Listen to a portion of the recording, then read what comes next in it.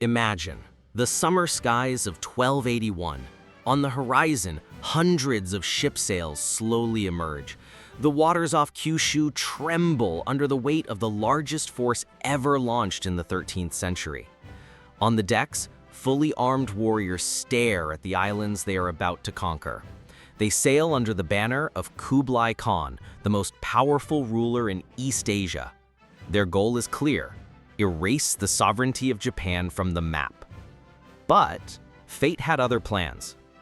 The Mongol invasion of Japan was not a sudden event. Two great powers were on a collision course. On one side, Kublai Khan, grandson of Genghis Khan, who in 1271 founded the Yuan Dynasty in China after conquering the Song Dynasty. The Mongol Empire was then the largest contiguous land empire in history, and Kublai wanted to extend his dominion across the seas. On the other side, 13th century Japan under the Kamakura Bakufu, led by Shikin Hojo Tokimune. While relatively peaceful domestically, Japan understood that the threat from abroad was growing. Kublai Khan sent envoys in 1266, 1268, 1271, and 1273, demanding that Japan submit as a vassal state to Yuan authority. Each time, Tokimune flatly refused.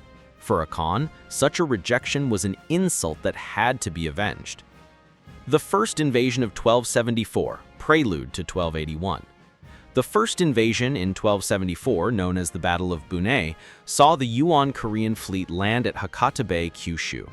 They brought the warfare of the steppe: rapid archery, disciplined formations, and primitive gunpowder weapons like explosive grenades.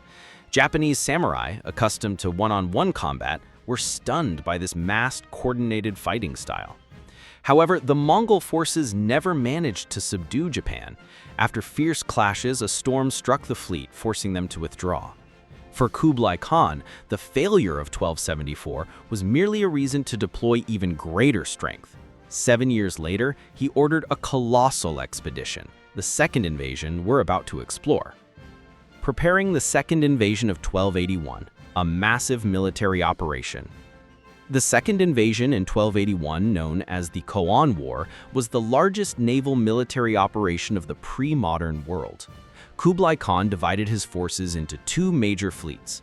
One, Eastern Fleet, around 900 ships with 40,000 troops, mostly Koreans and Mongol forces departing from the Korean peninsula. Two, Southern Fleet, estimated at 3,500 ships, carrying over 100,000 troops from southern China, including former Song Dynasty soldiers. Kublai's plan? The two fleets would meet in Japanese waters, encircle Kyushu, then strike Japanese defenses from both land and sea. In Japan, Tokimune mobilized tens of thousands of samurai and constructed the Genko Borui, a stone wall 2 meters high and stretching 20 kilometers along Hakata Bay's shoreline. This wall would be the first obstacle the Mongols would face.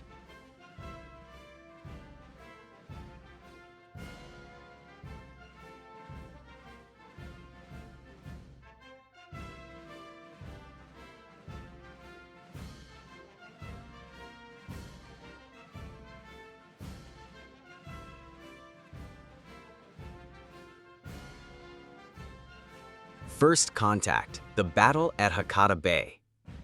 The Eastern Fleet arrived first in June 1281 and began attacking the Hakata coast. But the newly built stone wall forced the Mongols to fight on narrow beaches, making large-scale landings difficult. At night, samurai launched daring raids on the enemy's ships, using small boats to climb aboard and set the Mongol vessels ablaze. This strategy pinned the Mongols at sea for weeks. The Southern Fleet, departing from China, arrived late. That delay would prove fatal. The climax, the Divine Wind, or Kamikaze. In early August 1281, when the two Yuan fleets finally joined, a massive tropical storm swept across Hakata Bay. Strong winds, towering waves, and torrential rains smashed into ships crammed with soldiers. Hundreds of vessels broke apart. Thousands of troops drowned. Some ships seeking refuge in the bay were driven onto rocky shores. Survivors who reached land were hunted down by Japanese forces. This event became known as Kamikaze, the divine wind, believed by the Japanese to be the god's protection of their homeland. Aftermath and long-term impact. The failure of 1281 was a catastrophe for the Yuan Dynasty. The human and material losses were immense, weakening Kublai Khan's military power. No further major attempts were made to conquer Japan. In Japan, this victory reinforced the legitimacy of the Kamakura Bakufu. But without war spoils to distribute, many samurai grew resentful. The cost of building walls, mobilizing troops, and repairing damage drained the government's coffers. In the long run, this financial strain weakened the Bakufu and paved the way for political crisis. Legacy and the myth of the Kamikaze. Kamikaze was not just a 13th century legend. The term was revived during World War II to describe the suicide missions of Japanese pilots.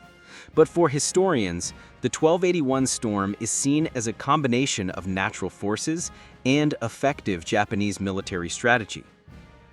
Today, shipwreck sites from this invasion have been discovered on the seabed near Imari Bay and Takashima.